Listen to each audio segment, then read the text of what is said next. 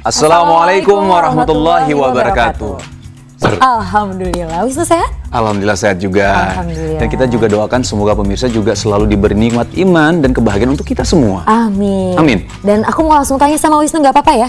Baru langsung nanya. Penasaran soalnya udah kepikiran berhari-hari. Nah sekarang aku mau langsung tanya. Baik, apa sih? Kalau yang namanya harta gono gini itu ada dalam hukum Islam atau hanya ada dalam hukum perkawinan Indonesia sebenarnya? Oke, ini agak bingung nih karena selama ini aku kalau misal baca di Al-Quran itu adanya harta waris ya. Warisan adanya. Cuma kalau harta gono gini aku belum pernah dengar deh kayaknya. Nah, biar nggak rancu nih, biar pemirsa tahu, langsung aja kita lihat penjelasan dari Berita Islami masa kini. Ini dia.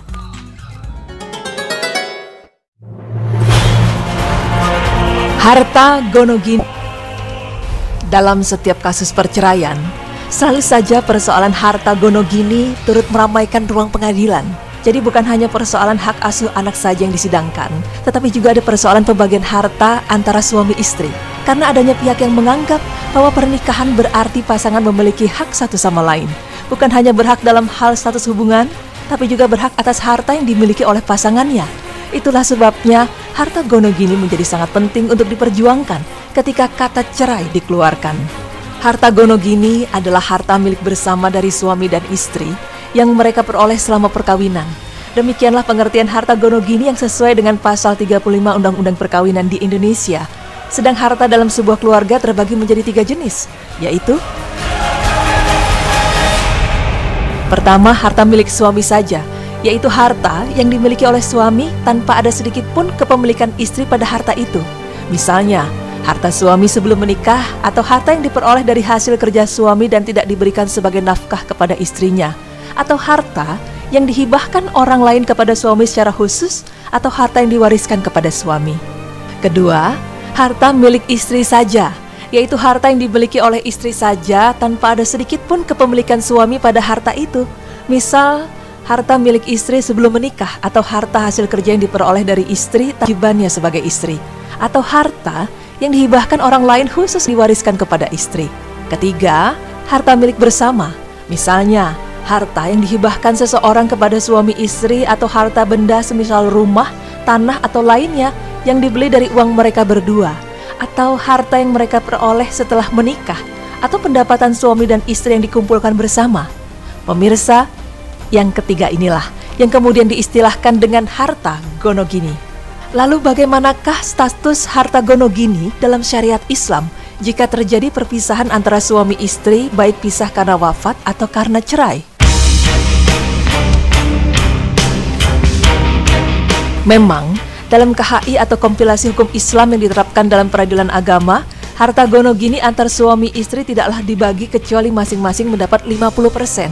Dalam pasal 97 KHI disebutkan, janda atau duda cerai hidup masing-masing berhak 1/2 dari harta bersama sepanjang tidak ditentukan lain dalam perjanjian perkawinan. Namun ketentuan dalam KHI ini bukanlah suatu putusan hukum yang paten. Jika suami istri sepakat membagi harta dengan persentase tertentu, maka kesepakatan dan keridhaan mereka didahulukan. Sedang, pembagian harta gono gini dengan jalan urf merupakan adat kebiasaan yang berlaku di masyarakat. Sehingga itu menjadi hukum di masyarakat tersebut. Para ulama sepakat urf bisa dijadikan salah satu acuan hukum. Dalam salah satu kaidah fikih disebutkan, sebuah adat kebiasaan itu bisa dijadikan sandaran hukum dengan syarat. Urf itu berlaku umum, tidak bertentangan dengan hukum syar'i. Urf itu sudah berlaku sejak lama, bukan sebuah kebiasaan yang baru saja terjadi. Jadi, jika dalam masalah harta gono gini tidak ada kesepakatan antara suami istri, maka dilihat apakah dalam masyarakat tersebut ada urf yang berlaku tentang permasalahan harta gono gini itu atau tidak. Jika ada, itulah yang diberlakukan. Jika tidak ada sulh dan urf, barulah masuk dalam sistem terakhir, yaitu qada. Qada sendiri adalah keputusan yang ditetapkan oleh hakim setempat. Dalam kondisi ini, seorang hakim harus melihat kepada kondisi suami istri tersebut untuk bisa menentukan pembagian harta gono gini secara baik. Dan dalam kondisi ini, boleh bagi hakim untuk menggunakan hukum perdata yang berlaku di peradilan selagi tidak bertentangan dengan hukum syariat Islam.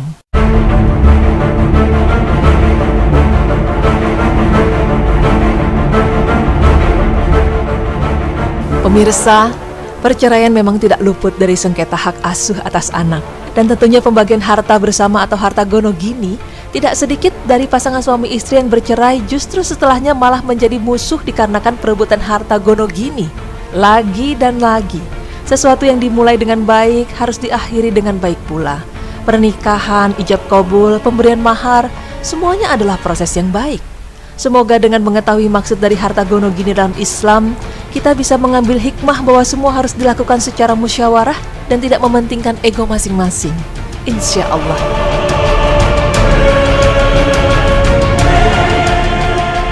Syariat tidak membagi harta gono gini secara pasti, sebab tidak ada nas atau aturan yang mewajibkan demikian, baik dari Al-Quran maupun Sunnah.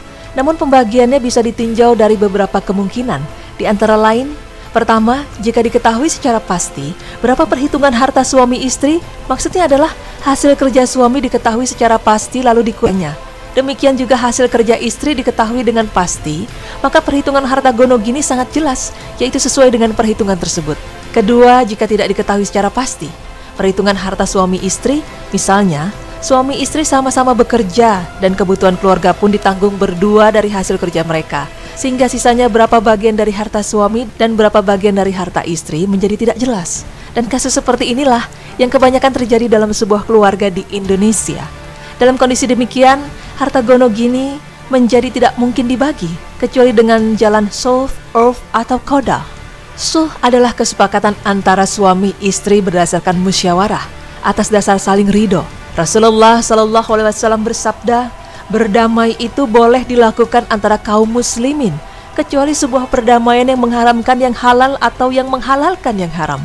Dan kaum muslimin itu tergantung pada syarat mereka, kecuali syarat yang mengharamkan yang halal atau menghalalkan yang haram. Hadis riwayat Tirmizi 1370, Ahmad 2366, dan Abu Daud 3594. Saat menerangkan hadis tersebut, Asy-Syan'ani berkata bahwa para ulama telah membagi as-sulh atau perdamaian menjadi beberapa macam.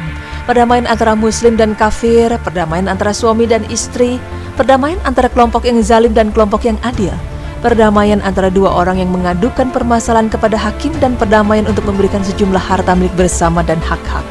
Dengan demikian, jika suami istri berpisah dan hendak membagi harta gono gini di antara mereka, dapat ditempuh jalan perdamaian atau as-sulh.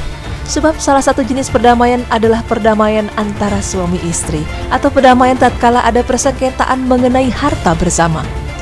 Dengan jalan perdamaian ini, pembagian harta gono gini bergantung pada musyawarah antara suami istri. Bisa jadi suami mendapat 50% dan istri 50%, atau suami mendapat 30% dan istri 70%. Semuanya dibenarkan secara syar'i selama ini merupakan hasil dari perdamaian yang telah ditempuh berdasarkan kerelaan masing-masing.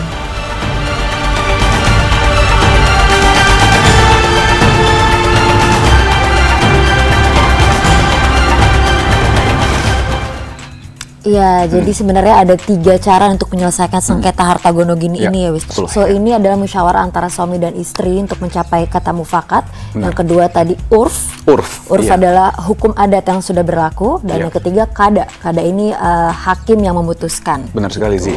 Tadi juga memang dari Berita Islami masa kini menyampaikan bahwa memang penjelasannya yaitu ketika memang kalau misalnya di situ dijelaskan bahwa kalau misalnya harta dari suami adalah suami, tapi harus ingat memang kalau ketika suami itu mencari nafkah, pasti ada yang namanya hak untuk istrinya. Nah, kalau misalnya istri mencari nafkah ataupun mendapatkan pendapatan ya, ketika dia bekerja, yang harus diingat itu adalah sepenuhnya milik istri gitu ya. Tapi ketika dia memberikan untuk suami, itu berarti sedekahnya istri untuk suami sebenarnya. Oke, jadi bukan wajib ya? Bukan wajib, tapi kalau misal suami wajib memberikan nafkah untuk istrinya. Jadi memang kalau misal dalam pernikahan itu ya, kalau dipikir-pikir, ya sebenarnya kita penuh kebahagiaan. Tapi ketika harus bercerai ya, namanya harta gono gini itu terlalu berat untuk kita semua gitu sebenarnya ya. Nauzubillah min dzalik. Oke, setelah ini masih ada informasi yang lainnya. Kita akan bahas tentang benarkah unta diciptakan dari setan?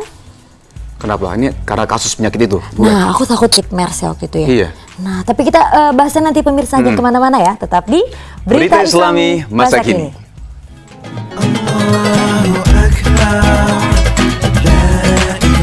Inilah Indonesia Mencari Bakat bersama Sususi. Minum Vegeta. Vegeta melengkapi kebutuhan bermacam serat. Nazi, Benernya aku penasaran sebenarnya apa ini ada hubungannya dengan penyakit MERS ya, ketika dibilang kalau misalnya unta itu dari setan gitu ya. Setan. Dan satu hal lagi, memang aku pernah baca ya, ketika kita berwudu kita makan daging kambing, sapi itu tidak batal, tapi kalau kita makan daging unta itu batal gitu. Oh, ya? Sebenarnya ada hubungannya nggak ya? Ada alasan logikanya apa ilmiahnya? Aku juga kurang tahu nih kalau soal kayak gini. Langsung aja kita lihat penjelasannya ya. Ini dia.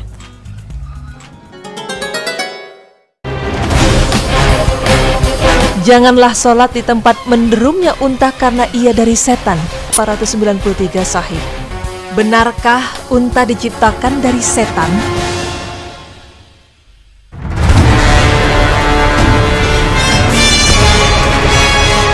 Pemirsa, Sang Pencipta Allah Subhanahu wa Ta'ala memang tidak diragukan lagi kuasanya. Bumi tempat tinggal kita dan seluruh alam semesta ini merupakan ciptaan Allah Subhanahu wa Ta'ala. Tidak hanya bumi dan seluruh alam semesta, Allah Subhanahu wa Ta'ala bahkan juga menciptakan segala isinya, seperti makhluk hidup yang berupa manusia, tumbuh-tumbuhan dan juga hewan. Allah Subhanahu wa Ta'ala tidak sekedar menciptakan, tapi Allah juga selalu memberikan faedah di balik itu semua. Seperti manusia diciptakan sempurna dibandingkan ciptaan-ciptaannya yang lain, karena Allah memberikan akal dan pikiran kepada manusia. Sedangkan makhluk lainnya seperti itu juga memberikan manfaat di dalamnya. Semisal ada beberapa tumbuhan yang berkhasiat dan bermanfaat, seperti daun sirih, buah tin, buah zaitun dan lain sebagainya. Kemudian hewan juga diciptakan oleh Allah Subhanahu wa Ta'ala guna untuk membantu kehidupan manusia. Contohnya seperti sapi yang dapat digunakan untuk membajak sawah, lalu unta yang berguna untuk membantu manusia ketika hendak berjalan jauh di padang pasir. Nah pemirsa, jika kita berbicara mengenai hewan unta, ada beberapa pendapat yang mengatakan bahwa hewan unta merupakan ciptaan dari setan. Lalu pendapat itu semua? Berikut tim Berita Islami Masa Kini memaparkannya untuk Anda.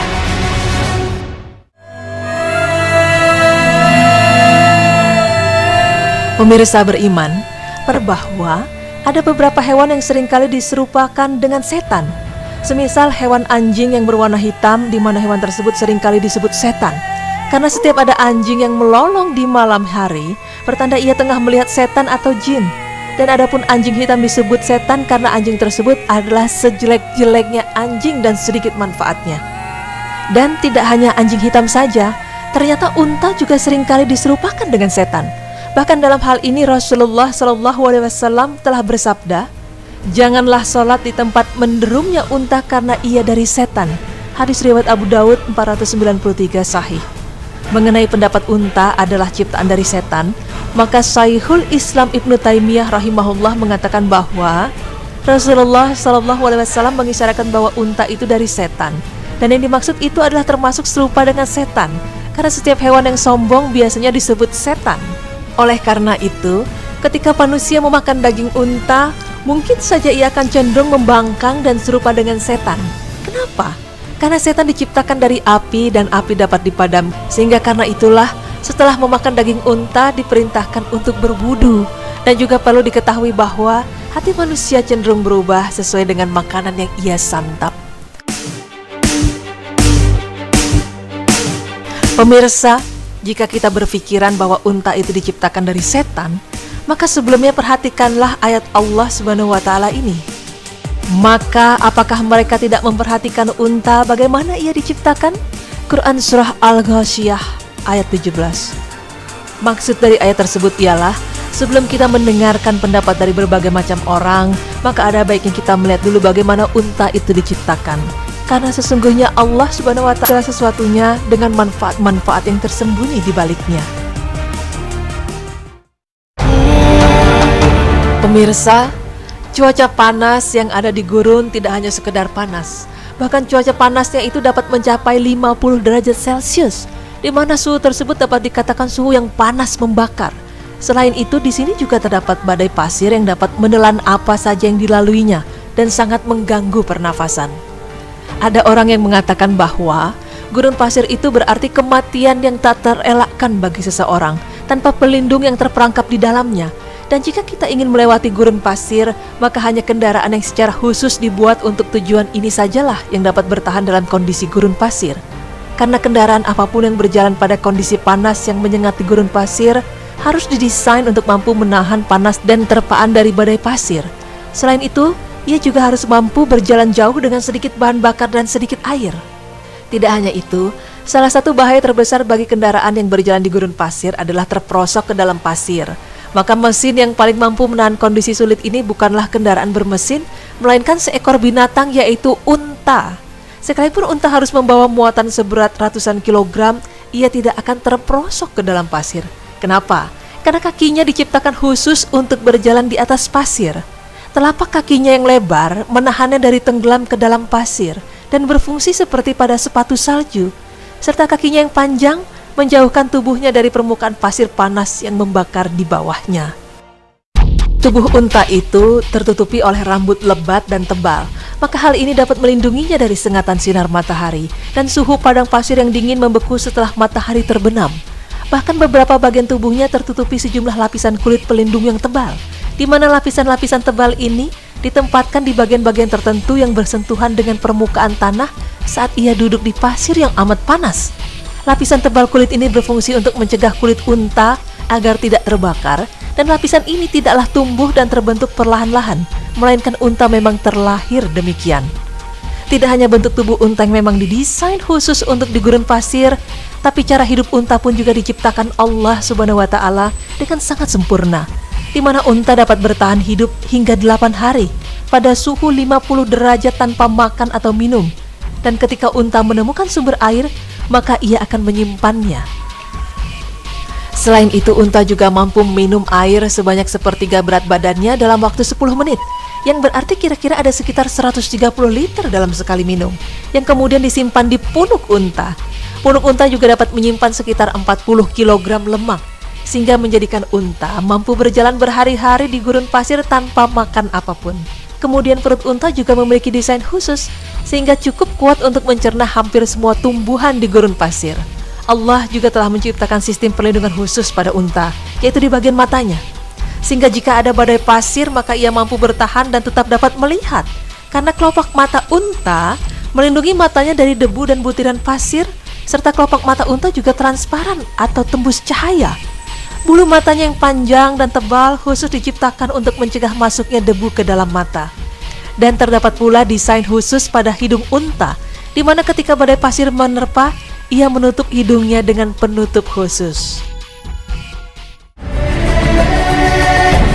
Pemirsa, dari penjelasan tersebut, tak satupun dari ini semua dapat dijelaskan oleh logika teori evolusi, dan kesemuanya ini menyatakan satu kebenaran yang nyata bahwa unta telah diciptakan secara khusus oleh Allah untuk hidup di padang pasir dan juga untuk membantu kehidupan manusia di tempat ini. Maka pendapat yang mengatakan bahwa unta diciptakan dari setan itu tidaklah benar, karena semua hal yang ada di alam semesta ini tetap ciptaan Allah Subhanahu wa Ta'ala. Hanya saja setiap ciptaannya memiliki keunikannya tersendiri. Ya, itulah kebesaran Allah dan keagungan ciptaannya yang tampak nyata di segenap penjuru alam ini, serta pengetahuan Allah yang meliputi segala sesuatu. Bahkan Allah menyatakan hal ini dalam ayat Al-Quran yang artinya, sesungguhnya Tuhanmu hanyalah Allah yang tidak ada Tuhan selain Dia.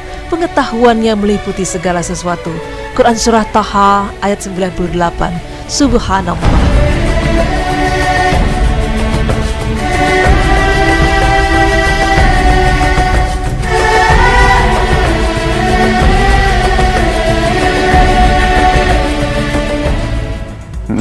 Subhanallah, jadi unta tidak terbuat dari setan ya, bukan diciptakan dari setan, dan Allah memang menciptakan makhluknya dengan keunikannya masing-masing, pemirsa. Subhanallah. Benar sekali, walaupun tadi ada hadis memang yang kita baca, yang diberitakan di berita Islam yang masa kini bahwa memang janganlah engkau sholat di tempat unta karena ia terbuat dari setan tadi ya, kalau tidak salah seperti itu. Dan satu lagi memang ada di Al-Quran ya, bagaimana kalau tidak salah di Al-Ghosiyah ayat 17. Tapi memang kalau misal diperhatikan sekali lagi, kalau misal unta ini memang memiliki keunikan yang begitu banyak sekali. Betul. Misalkan di padang pasir, tadi disebutkan di berita Islam yang masa kini bahwa memang padang pasir itu adalah kematian. kebersihan. Karena apa? Karena memang panas yang begitu dahsyat sekali, debunya begitu luar biasa. Dan hati-hati ketika berjalan di padang pasir, kita bisa terperosok ke dalam. Nah, unta ini memiliki kelebihan yang bisa melewati padang pasir tersebut gitu ya. Misalkan dia tahan panas, dia bisa menyimpan makanan di tubuhnya yang begitu luar biasa sekali. Di punuknya ya? Di punuknya gitu. Dan dia tidak bisa untuk terperosok ke dalam gitu. Dia bisa bertahan dari hal yang begitu luar biasa yang terjadi di padang pasir sih. Subhanallah, jadi memang diciptakan khusus untuk hidup di padang pasir. Iya. Oke, nah setelah ini kita akan membahas tentang macam-macam najis dan cara membersihkannya. Wah, itu penting sih. Betul banget, tapi kita bahas nanti pemirsa, jadi jangan kemana-mana, tetap di Berita Islami Masa Kini.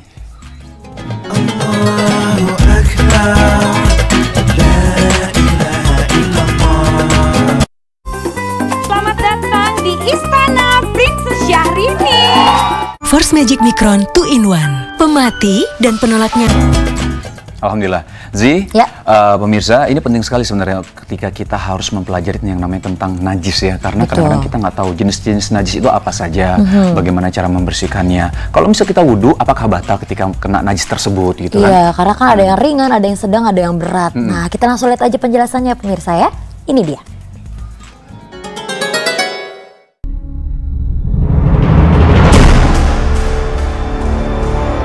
Macam-macam najis.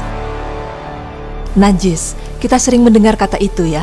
Najis juga sering kita jumpai di sekitar dan lingkungan kita. Terkena najis akan menghalangi kita dalam melakukan ibadah sholat, mengaji, dan banyak lainnya. Banyak orang yang masih belum mengerti dan mengetahui apa itu najis secara luas. Karena sebagian orang masih menganggap bahwa semua najis itu sama serta tata cara membersihkannya dan menyucikannya. Berikut penjelasannya. Berikut kami sampaikan macam-macam najis menurut Islam, supaya kita lebih mengetahui sejauh mana sih najis itu dan bagaimana cara kita untuk mensucikan diri dari macam-macam najis. Yang pertama kita akan membahas tentang najis yang paling ringan terlebih dahulu. Najis mukhafafah. Najis ini adalah najis yang paling ringan cara penyuciannya, yaitu najis yang terkena kencing anak yang masih di bawah 2 tahun, masih menyusui dan belum mengkonsumsi apapun. Adapun cara membersihkan najis mukhafafah ini cukup mudah, yaitu cukup dengan memercikkan air tanpa harus mengalir. Nabi Muhammad SAW bersabda, kencing anak laki-laki dipercik air, sedangkan kencing anak perempuan dicuci. Hal ini dilakukan selama keduanya belum mengkonsumsi makanan. Adapun keduanya telah mengkonsumsi makanan, maka keduanya harus dibasuh. Najis mutawasitah. Najis ini dikategorikan sebagai najis sedang. Najis mutawasitah bukan najis yang berat dan juga ringan. Cara membersihkan dan mensucikan najis ini cukup dengan menghilangkan zatnya terlebih dahulu, lalu dibasuh dengan air. Berikut contoh-contoh najis mutawasitah. Air seni merupakan kotoran dari manusia yang sudah dewasa yang harus disucikan bila kena di suatu tempat. Oleh karena itu tempat tersebut akan menjadi tidak suci kalau tidak disucikan dengan air yang mengalir. Seperti yang tertera di hadis, seorang Arab Baduy buang air di masjid, lalu segolongan orang menghampirinya. Rasulullah SAW lantas bersabda, biarkanlah ia, jangan kalian hentikan kencingnya. Lalu Anas radhiyallahu anhu melanjutkan, tatkala ia sudah menyelesaikan kencingnya, beliau Rasulullah SAW memerintahkan agar dibawakan setimba air lalu diguyurkan di atasnya. Hadis riwayat Al-Bukhari 6025 dan Muslim 284. Kotoran manusia. Mungkin kita sering melihat kotoran manusia di tempat yang kotor seperti di septic tank. Banyak kotoran yang menyerupai kotoran manusia, dan apabila kita terkena kotoran manusia di alas kaki kita, cukup dengan menggosokkan kaki kita ke tanah seperti yang tertera di hadis. Dari Huzaifah radhiyallahu anhu, Rasulullah SAW bersabda, jika salah seorang di antara kalian menginjak al-azza dengan sandalnya, maka tanah adalah penyucinya. Hadis riwayat Abu Dawud 381 disahihkan oleh Syekh Albani dalam Sahih Sunan Abi Dawud 834. Mazi adalah cairan bening, encer, lengket yang keluar ketika naiknya syahwat yang dialami pria maupun wanita. Hal ini sering terjadi pada pria yang sudah balik maupun dewasa, karena saat mereka melihat lawan jenis mereka timbul hasrat, dari situlah mazi keluar. Seperti yang tertera di hadis, aku adalah laki-laki yang sering keluar mazi. Aku malu menanyakannya pada Nabi SAW karena kedudukan putri beliau. Lalu kusuruh Al-Miqdad bin Al-Aswad untuk menanyakannya. Beliau, Rasulullah SAW bersabda, dia harus mencuci kemaluannya dan berwudu. Hadis riwayat Al-Bukhari 132 dan Muslim 303. Wadi adalah cairan bening dan kental yang keluar pada saat kita buang air kecil. Wadi mungkin jarang kita ketahui karena dia keluar tanpa kita sadari, sama seperti mazi, cairan yang keluar hampir sama. Berikut ada hadis yang menjelaskan dari Ibnu Abbas radhiyallahu anhu, ia berkata, mani, wadi, dan maji, adapun mani maka wajib mandi. Sedangkan untuk wadi dan maji, beliau Rasulullah SAW bersabda, basuhlah kemaluanmu dan wudulah sebagaimana engkau berwudu untuk sholat. Hadis riwayat Abu Daud dan Al-Baihaqi 1115, disahihkan oleh Syekh Albani dalam Sahih Sunan Abi Daud 190. Kotoran hewan ini bukan hanya najis bila terkena manusia, termasuk dagingnya pun haram buat dimakan. Berikut penjelasan di hadis, ketika Nabi SAW hendak buang hajat, beliau berkata, bawakan aku 3 batu. Aku menemukan 2 batu dan sebuah kotoran keledai. Lalu beliau mengambil kedua batu itu dan membuang kotoran tadi, lalu berkata, kotoran itu najis. Hadis riwayat Ibnu Majah disahihkan oleh Syekh Albani dalam Sahih Sunan Ibnu Majah no 2530. Darah haid adalah darah kotor yang keluar pada wanita yang sudah balik. Darah haid keluar setiap bulannya, dan apabila seseorang terkena darah haid, maka ini yang harus dilakukan menurut hadis. Keriklah kucek dengan air, lalu guyurlah, kemudian sholatlah dengan baju itu. Hadis riwayat Al-Bukhari 307 dan Muslim 291. Najis yang mengenai bawah sandal atau sepatu, najis ini biasanya ada di jalan-jalan dan di tempat umum yang sering kita lalui dan lewati. Cara untuk membersihkannya cukup dengan cara mengusap-usap ke tanah atau pasir. Seperti yang tertera dalam hadis, jika salah seorang di antara kalian menginjak kotoran dengan sandalnya, sesungguhnya tanah itu dapat menyucikannya. Sahih riwayat Abu Daud 383 dan Tirmizi 143. Bangkai merupakan hewan yang mati tanpa disembelih. Hewan ini mati biasanya karena diburu atau kecelakaan. Berikut ini hadisnya, yaitu segala sesuatu yang mati tanpa disembelih secara syar'i, dasarnya adalah sabda Rasulullah SAW, kulit bangkai apa saja jika disamak maka ia suci. Hadis riwayat Ibnu Majah Ahmad dalam Al-Fathur Rabbani 49, At-Tirmizi 1782, Ibnu Majah 3609 dan An-Nasa'i 7173. Dari Ibnu Abbas radhiyallahu anhu disahihkan oleh Syekh Al-Albani dalam Sahih Sunan Ibnu Majah 2907.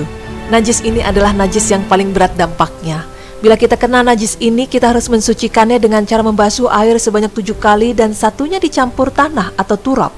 Binatang yang masuk dalam najis mukhaladah adalah anjing, babi, keledai. Bukan cuma liurnya yang najis, tetapi juga kulit luarnya. Berikut hadis mengenai najis mukhaladah. Rasulullah SAW bersabda, cara menyucikan bejana salah seorang di antara kalian jika dijilat anjing adalah membasuhnya 7 kali. Yang pertama dengan tanah. Hadis riwayat Muslim 276. Benda padat yang dapat dipergunakan untuk bersuci adalah debu, batu, pecahan genting, bata merah, kertas, daun, dan kayu yang dalam keadaan bersih dan tidak terpakai.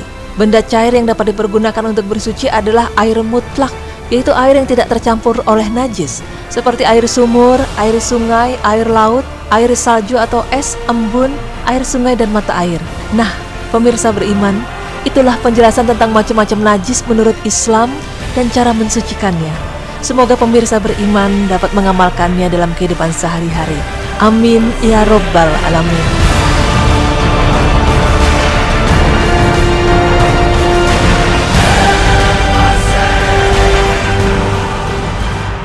Ya, jadi ada 3 macam najis ya Wisnu. Yang pertama tadi adalah mukhafafah, yaitu najis ringan. Yang kedua najis mutawasitoh yang sedang. Dan satu lagi najis mughaladoh yang berat atau yang besar. Berat ya. Tuh. Dan alhamdulillah tadi berita Islam Masak ini juga menjelaskan bagaimana cara menyucikannya.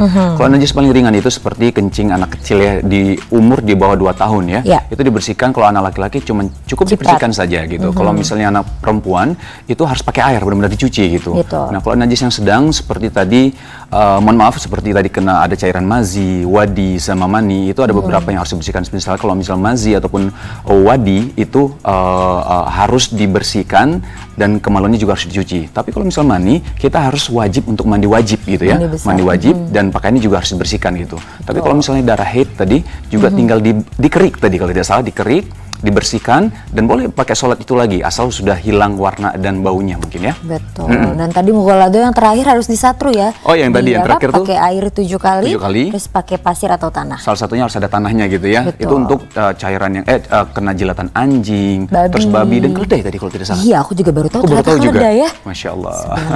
Oke, setelah ini masih ada yang lain ya. Jadi pemirsa jangan kemana-mana, tetap di Berita Islami Masa Kini.